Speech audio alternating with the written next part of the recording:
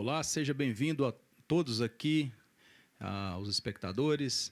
Meu nome é Ubirajara Bilego, eu sou médico veterinário, mestre e doutor em ciência animal e sou pesquisador do Centro Tecnológico da Comigo na área de produção animal. Hoje nós vamos apresentar os trabalhos que foram desenvolvidos no Centro Tecnológico e foram apresentados no mais recente Workshop CTC de Pecuária, que teve a sua 13ª edição, apresentada no início de novembro de 2023. O tema que nós vamos abordar hoje é sobre o desempenho animal em sistemas de integração, né, sistemas integrados de lavoura pecuária. É o trabalho mais longevo que nós temos no Centro Tecnológico, que já passa de 10 anos, e nós temos vários dados interessantes de pesquisa. Hoje, especificamente, nós vamos abordar o desempenho animal, especificamente sobre os cultivares de pânicos que já implantamos lá desde 2011, 12, quando nós começamos os ciclos de avaliação. Então, partindo especificamente para o nosso tema, nós fizemos recentemente 2 anos consecutivos de pânicos, testando cultivares diferentes de pânicos, visando obter maior desempenho animal e também integrar esse sistema para que a soja também se beneficiasse desse sistema de integração, haja visto os resultados positivos que nós já obtivemos em anos anteriores, onde não só a produção animal tinha bons resultados, mas também a soja do ano seguinte ela obtinha resultados expressivos de produção. Um breve relato sobre o que são os sistemas integrados, né? Ele é um sistema extremamente complexo que abrange vários componentes, né? A lavoura, a pecuária, a floresta, e cada um desses integrados de forma das diferentes intensidades, mas o sistema de integração lavoura-pecuária é o que mais predomina na nossa região, é o que tem tido maior aceitabilidade pelos produtores e é o que a gente tem avaliado com maior frequência no Centro Tecnológico.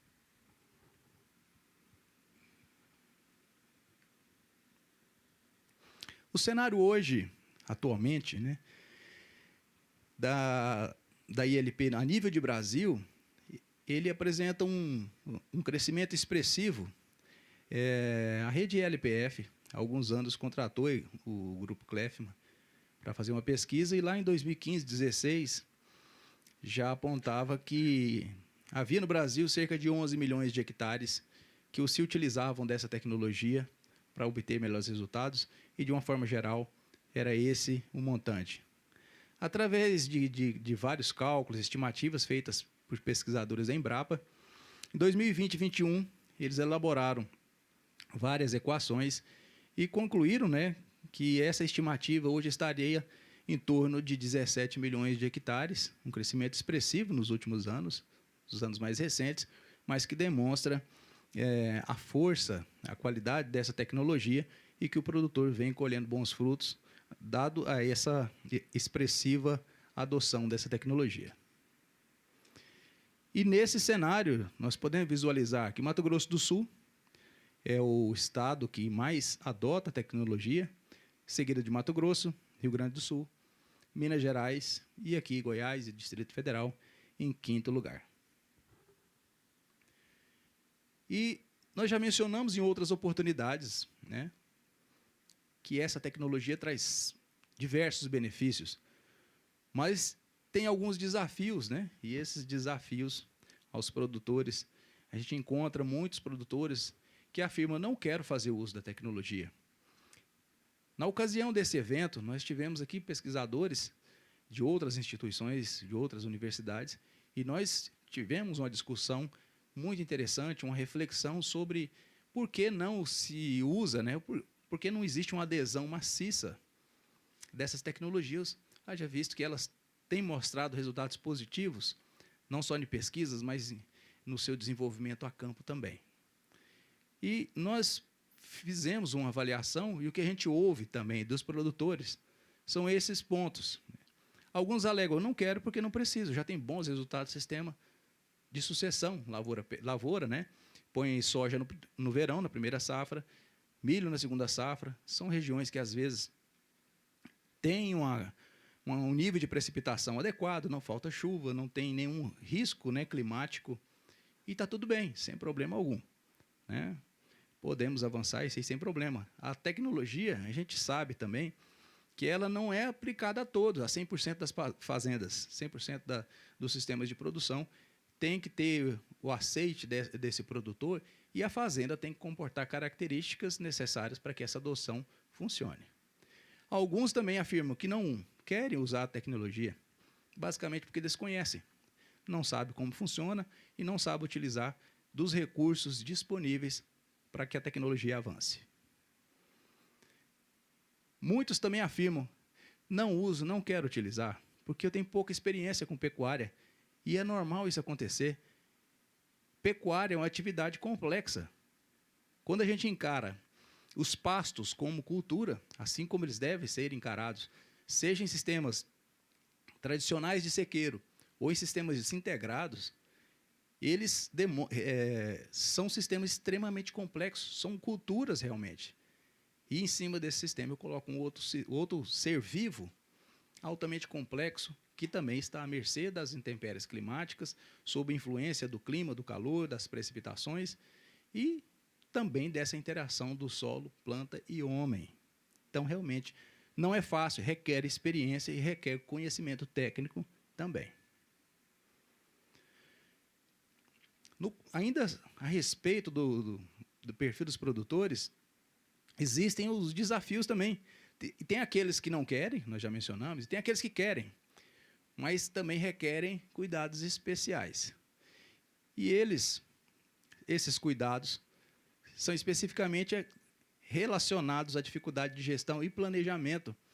Se nessa fazenda, que hoje faz uso basicamente do sistema de sucessão, soja, milho, e já existe problema lá quanto à gestão e planejamento, é melhor que nesse primeiro momento não seja inserido o sistema integrado, porque vai aumentar ainda mais os desafios, a complexidade e a gestão de pessoas.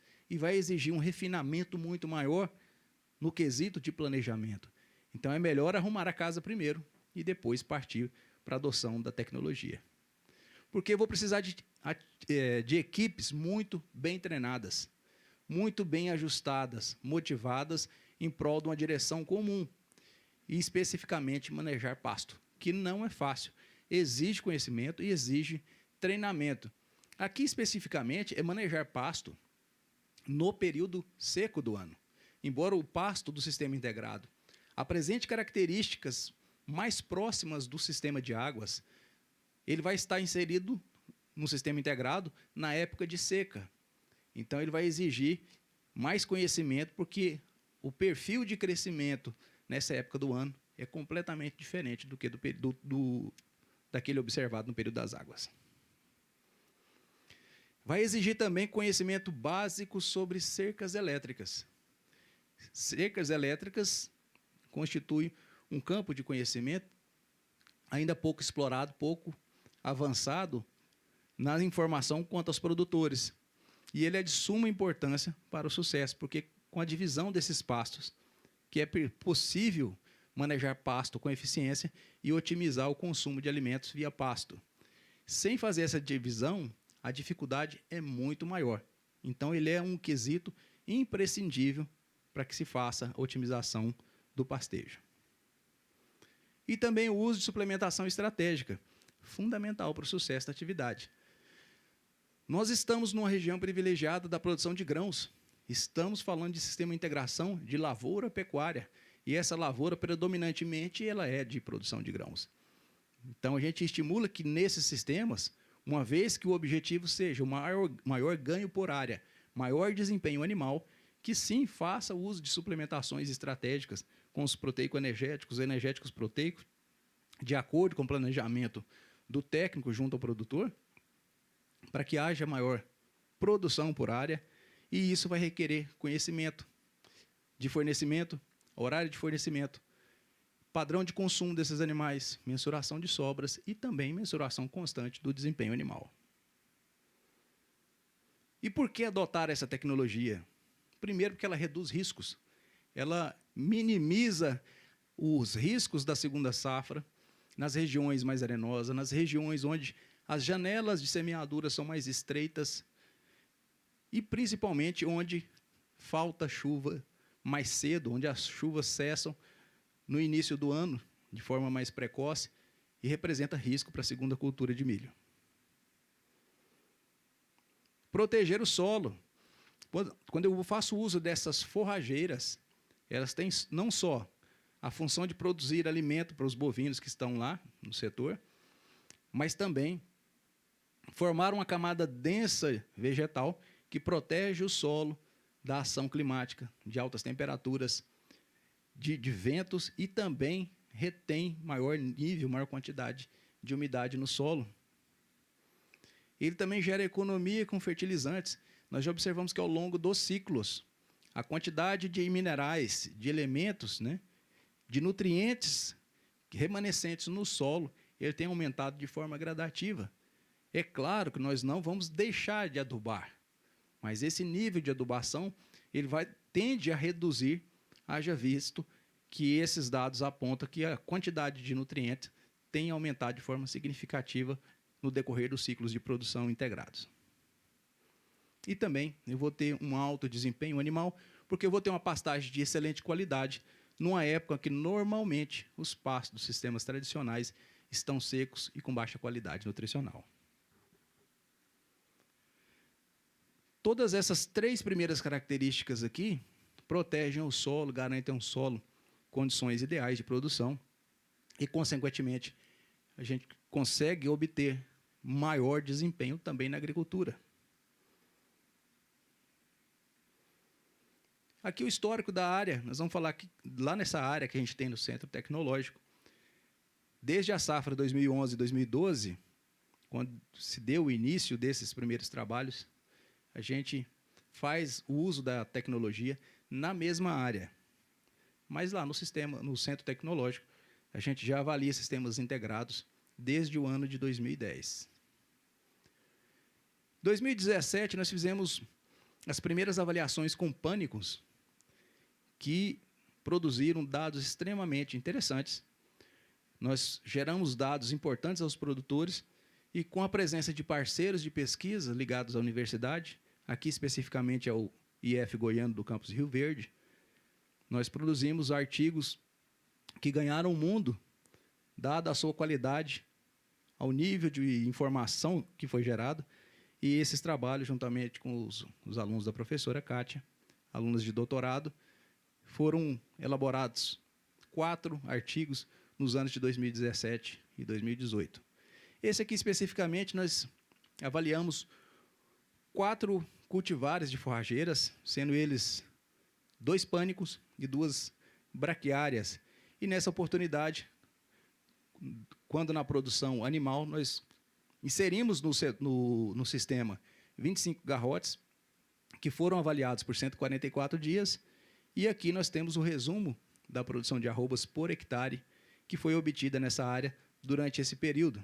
Mombaça, 11 arrobas, Tamani, 14, Charaés, 10, e Rosizienses, praticamente quase 8 arrobas por hectare. Resultado interessante de produção.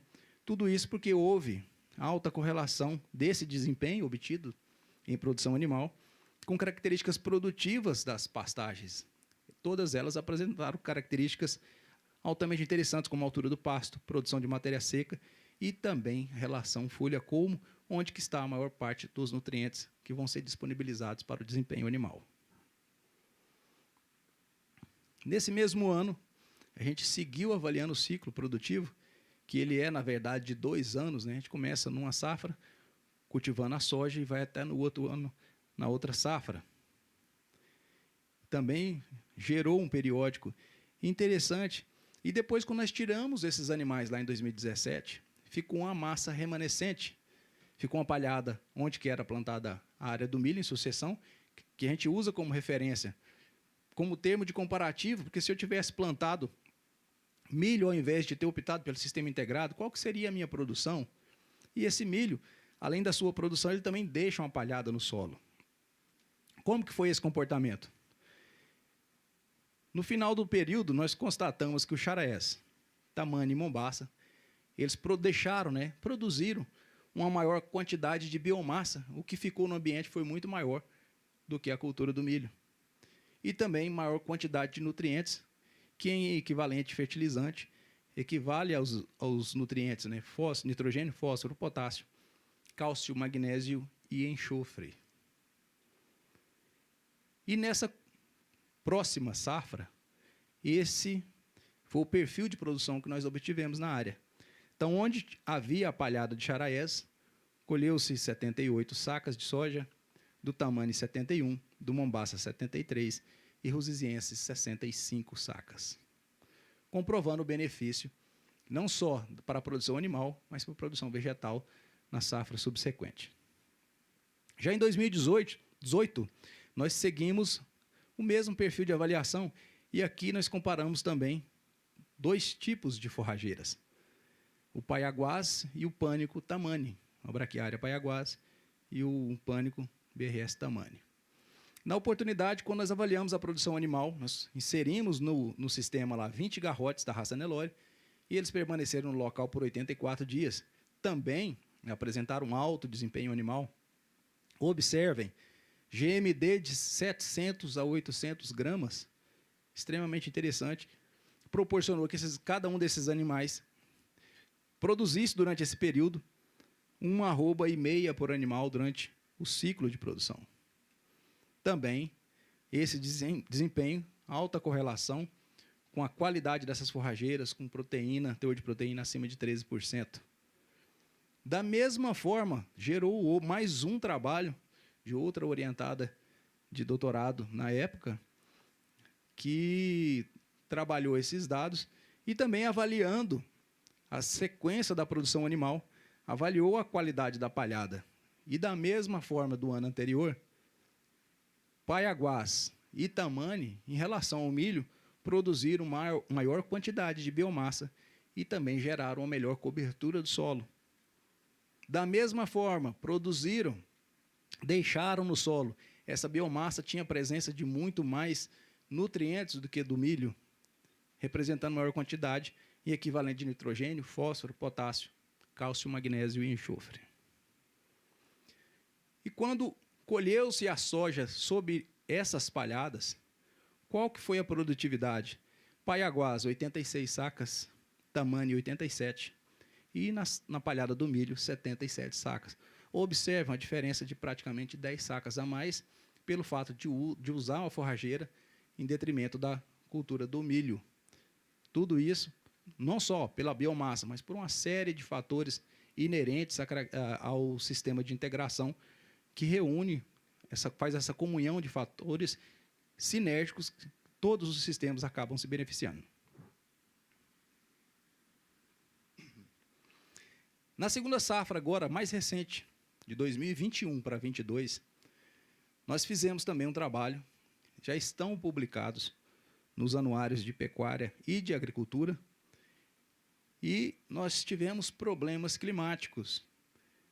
Acredito que todos vão lembrar que final de 2021 tivemos problemas com falta de chuvas para o início do plantio da soja e no início de 2022 também.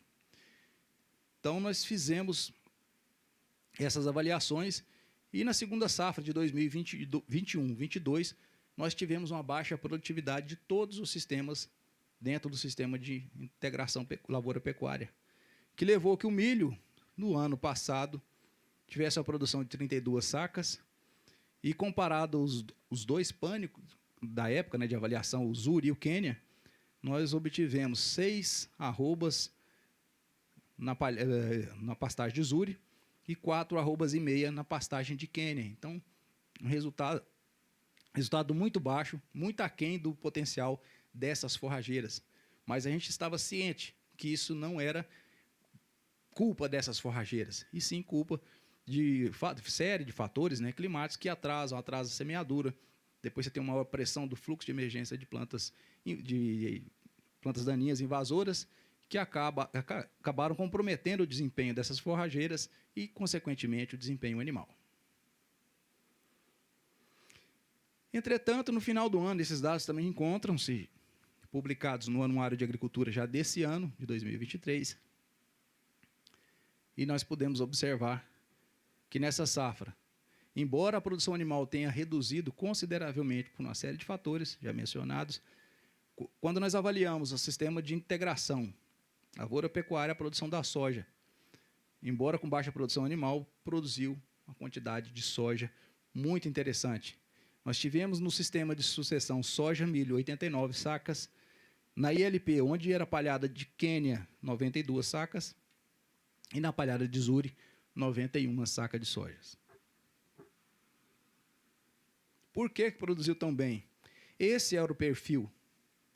Esse, do lado esquerdo da imagem, era a palhada de Quênia que ficou remanescente, proporcionando ciclagem de nutrientes, protegendo o solo do fluxo de emergência de plantas daninhas, protegendo o solo de altas temperaturas, conservando maior nível de umidade no solo e uma série de outras características, aumentando o teor de matéria orgânica, entre outros benefícios ao sistema. E gerou a produção interessante no ano seguinte. E à direita, a palhada do Zuri, que observa-se, da mesma forma, uma densa camada de biomassa protegendo o solo e garantindo proteção para a soja.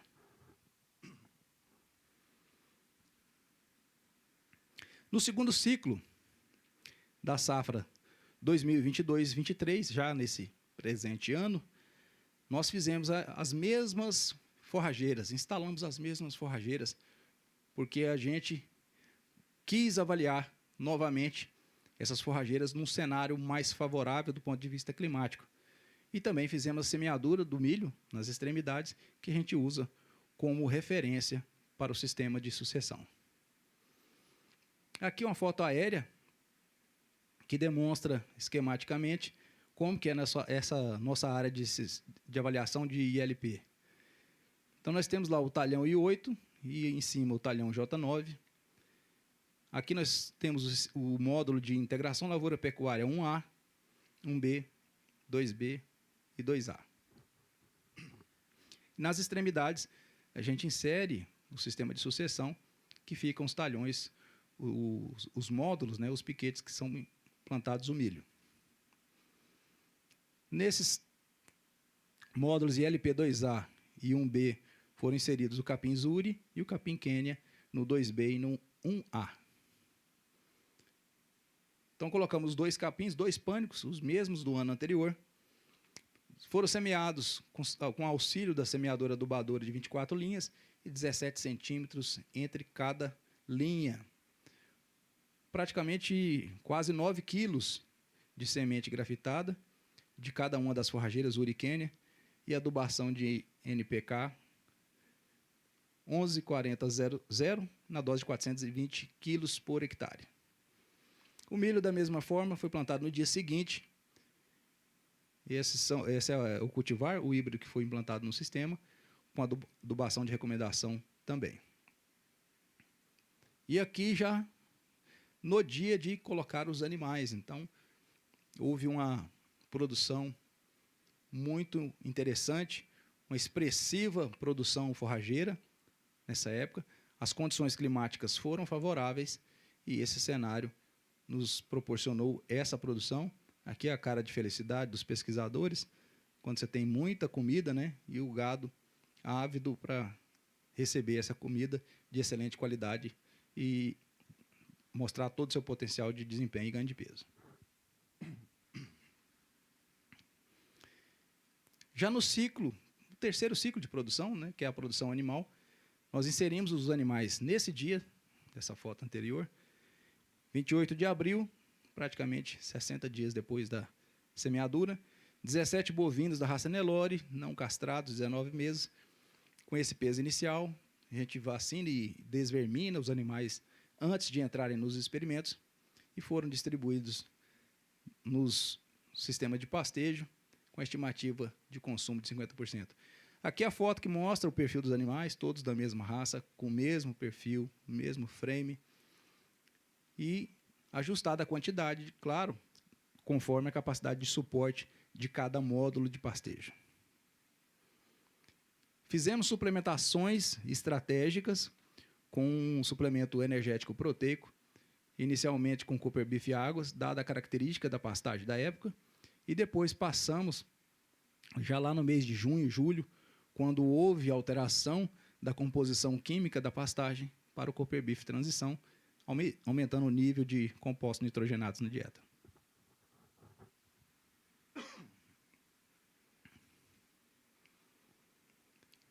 Partindo aqui para os resultados da produção animal, nós podemos observar aqui o desempenho animal de excelente qualidade.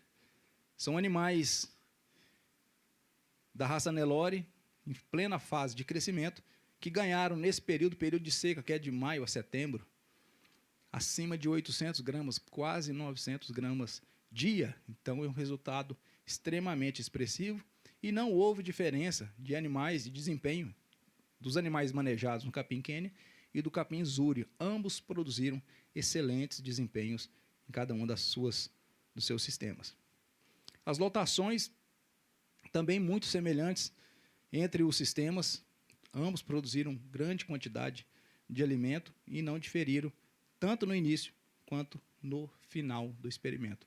Houve um ajuste mais refinado que proporcionou que a mesma lotação que iniciasse permanecesse até o final, produzindo alta produção de arrobas por hectare. E esse foi o acumulado. Quanto que se produziu, não houve diferença entre os sistemas. Pastagem de Zuri e pastagem de Quênia entregaram a mesma produção em arrobas por hectare, fazendo a média entre os dois, aproximadamente 15 arrobas por hectare, mas o Quênia é 13,92 e Zuri 14,82 arrobas por hectare nesses 145 dias de avaliação. Adicionalmente, a gente faz nesses animais, além das medidas de peso, as medidas morfométricas que são tomadas nesses animais no início e no final, cujo objetivo é avaliar não só o peso desses animais, mas avaliar também o crescimento, uma vez que esses animais não completaram o seu ciclo de crescimento totalmente. Eles estão em franco crescimento e a gente avaliou e constatou que também, assim como o desempenho, eles apresentaram as mesmas taxas e velocidades de crescimento, sem diferença entre os grupos avaliados, Quênia e Zuri.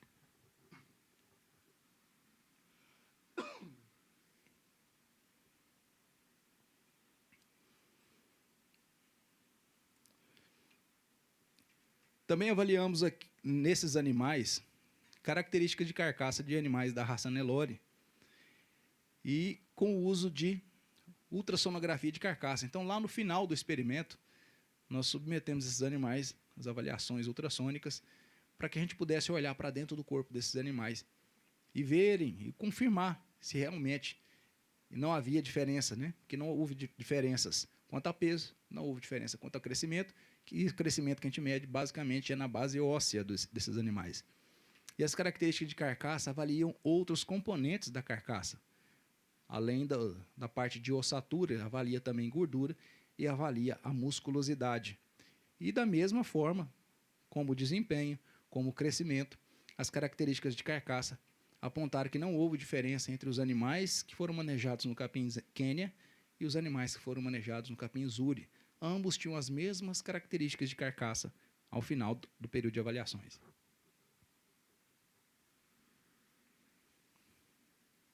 Quanto ao consumo de suplementos, a estimativa é que eles consumissem 0,3% do peso corporal.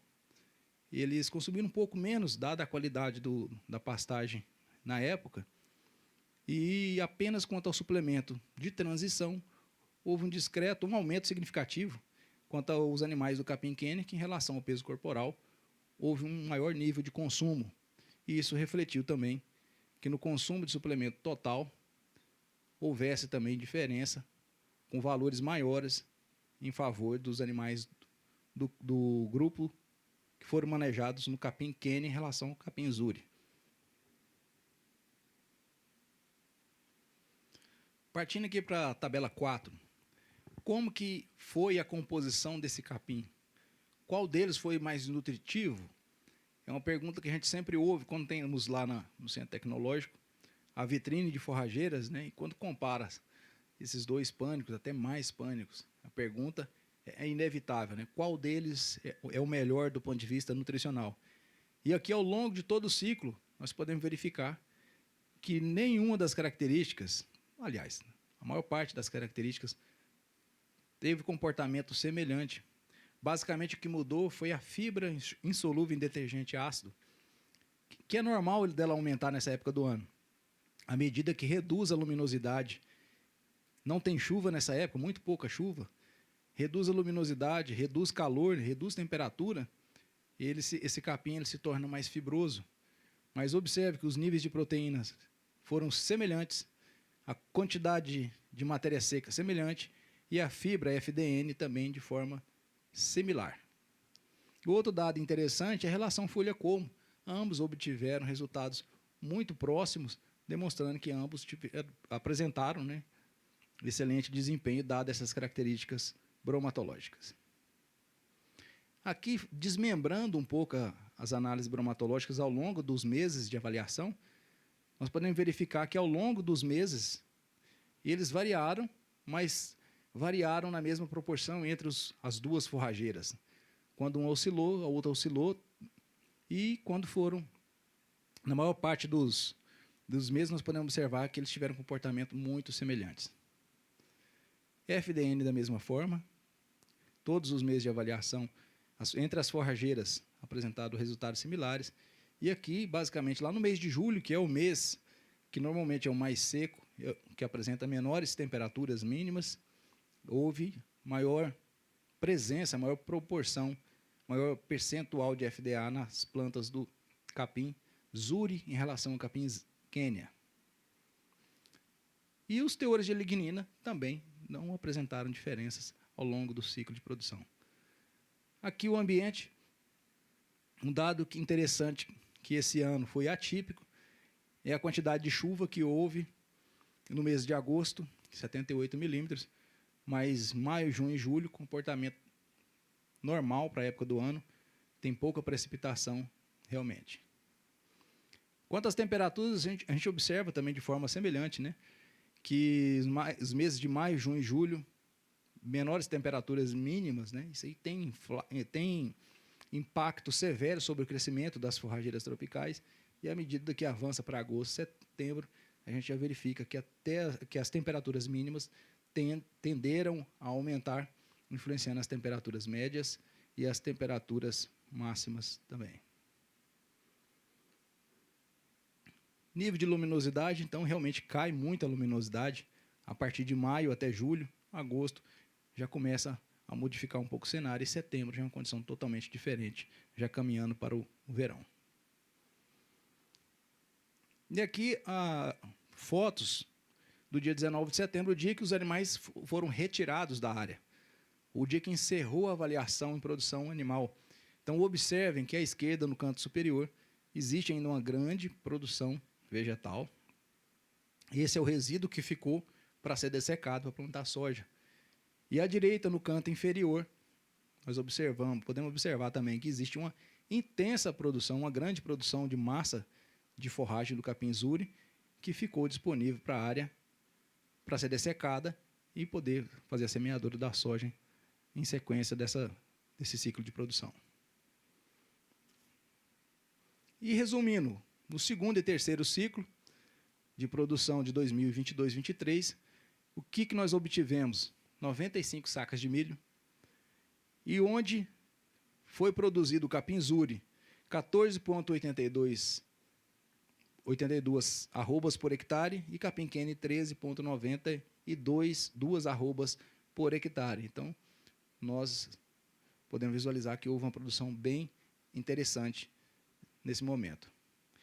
E aqui já é da safra atual, a foto tirada no início de novembro, e nós podemos verificar à esquerda, uma foto mais pontual, da palhada do Zuri, e à direita também da palhada do Zuri. É uma condição que normalmente os produtores têm muito receio de semear soja sob palhada de pânicos, devido à quantidade de biomassa remanescente e o que eles alegam, né, que o gasto excessivo ou adicional com dessecantes, com glifosato, com herbicidas nessa fase, vai ser exagerado, isso vai impactar no custo de produção. O que nós observamos aqui, que isso não foi um ponto negativo. Da mesma forma, nós podemos verificar que na palhada do capim-quênia não houve comprometimento da plantabilidade, houve sim, na verdade, uma palhada de excelente qualidade, que está protegendo o solo e garantindo uma boa produção, um bom crescimento dessa soja que tinha sido plantada há poucos dias antes. O que foi verificado aqui, que sim, nessas condições de pânico, ele vai exigir do produtor que faça um planejamento dessa dessecação com mais prazo. O planejamento vai exigir um período muito maior para que haja essas aplicações, então, em torno de pelo menos 20 dias.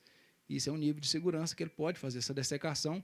Vai ter, geralmente exige uma sequencial, porém, essa massa, essa biomassa remanescente, como ela é uma massa expressiva, ela fica protegendo o solo, ele vai ter um impacto positivo lá na frente, que pode impactar na produção de forma positiva, porque ela pode até ser, aí vai exigir avaliações pontuais no local, pode até ser que não seja necessário fazer a pré-emergência, mas isso vai exigir uma avaliação criteriosa. Mas o que nós observamos na área é que, embora sim, houve um aumento da quantidade de herbicida para fazer a dessecação dos pânicos, mas a palhada remanescente protegeu bem esse solo quanto às plantas invasoras. Já aqui na palhada do milho, a gente observa que tem áreas onde tem uma boa quantidade de biomassa, mas tem muitas áreas com solo exposto. E nessas áreas de solo exposto, podemos verificar que existe plantas de menor tamanho também, de menor vigor. A foto também tirada na mesma época. E aqui, partindo para as considerações finais, as nossas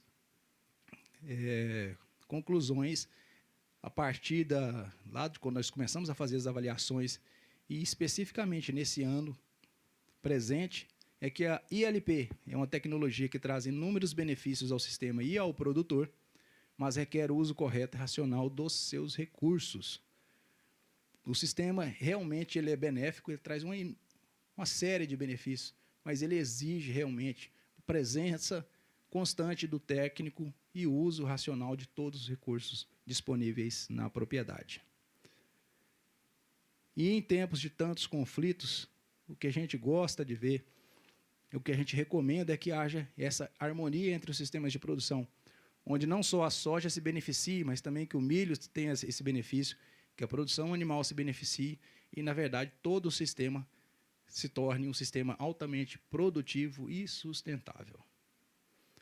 Agradecimento especial a toda a nossa equipe de apoio, os técnicos agrícolas, os parceiros de pesquisas, nossos auxiliares gerais, os estagiários e todos aqueles que, de alguma forma, contribuíram para esse e outros trabalhos que são desenvolvidos no Centro Tecnológico. Recebam o nosso cordial. Muito obrigado.